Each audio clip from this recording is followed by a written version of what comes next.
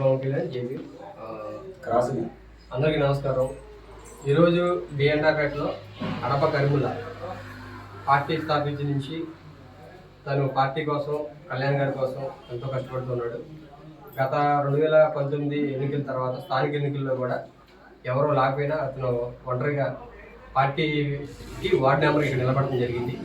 గెలుపుకోవడం అనేది సహజం. అది దాని తర్వాత ఇప్పుడు ఏంటంటే ప్రస్తుతం మన కరీముల్లా గత కొన్ని రోజుల క్రితం ఏలూరు వెళ్ళడం జరిగింది. హాస్పిటల్కి వెళ్ళిన సమయంలో ఏలూరులో కుర్రోడు యాక్సిడెంట్ చేయగా పాదం 2 ముక్కలయ్యి చాలా కష్ట పరిస్థితుల్లో అతను విజయవాడ హెల్ప్ హాస్పిటల్కి వెళ్ళిన తర్వాత అక్కడ హాస్పిటల్లో ఆరోగ్యశ్రీ వర్తించదని చెప్పి హాస్పిటల్ మేనేజ్మెంట్ చెప్పిన తర్వాత మనోడికి 3 సర్జరీలు, మేజర్ సర్జరీలు పడటంతో అక్కడ 10 లక్షల వరకు ఇతనికి డబ్బులు అవసరమయ్యాయి.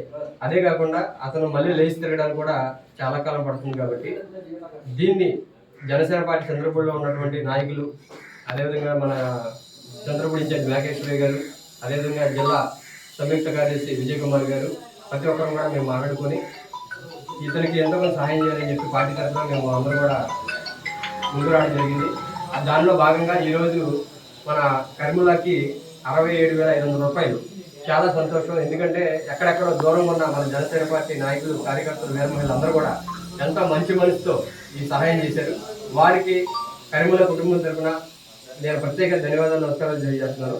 అదేవిధంగా K9 గ్రూప్ తరఫున దాకార్ కృష్ణ గారు ముందుకు వచ్చి 20,000 రూపాయలు ఆయనకి ఇవ్వడం జరిగింది.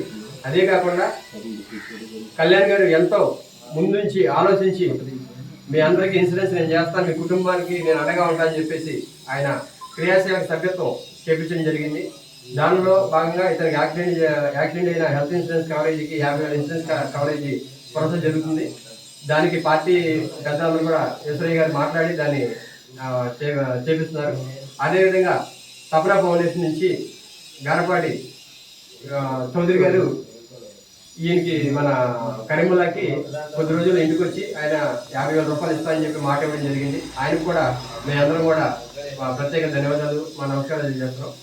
అదే కాకుండా ఇతనికి భవిష్యత్తులో ఏదైనా ఇబ్బంది వస్తే కనుక మేమందరం కూడా మనలో ఉన్న నాయకులు కానీ, కార్యకర్తలు కానీ అందరూ కూడా ధైర్యంగా కరీముల్లాకి ఉంటామని చెప్పి మాటిస్తూ అందరికీ కూడా నా నమస్కారం. Thank you.